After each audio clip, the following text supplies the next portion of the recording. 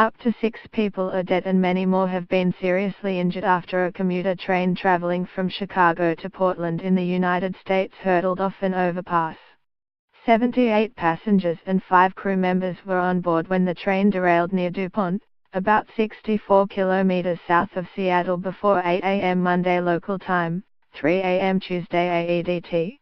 A number of carriages fell onto the I-5 road below, but none of the fatalities were motorists. 2 of those injured are critical and 11 seriously injured, so there are fears the death toll could rise. The train was making the first journey on a section of track that was recently upgraded for $181 million. Chris Kynes, a passenger on the train, said he was 3 or 4 cars back from the front. We were slammed into the seats in front and the cars careered down an embankment and came to a stop.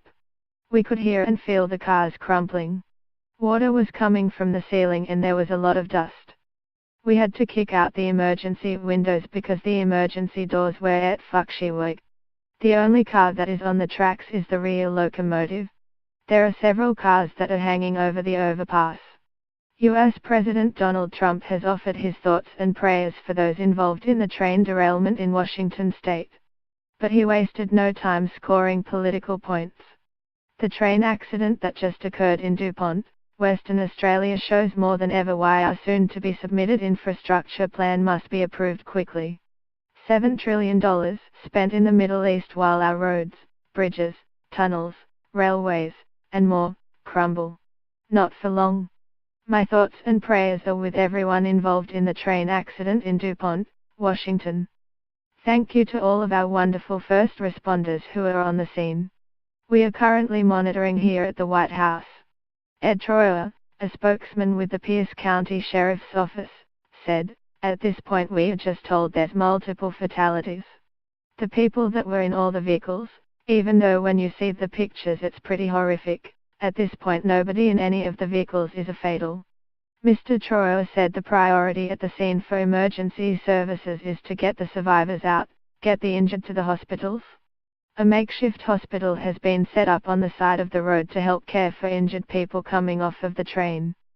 Witness Daniel Kozulma saw train cars with the roofs ripped off or tipped upside down. He climbed into train cars and found injured passengers, some who were pinned underneath the train and others who appeared to be dead, he said.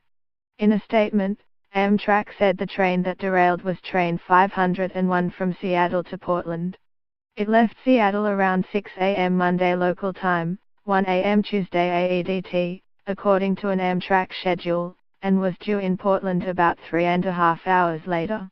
The maximum speed along the stretch of track, known as Point Defiance Bypass, is 127 km per hour, according to information about the project posted online by the Washington State Department of Transportation.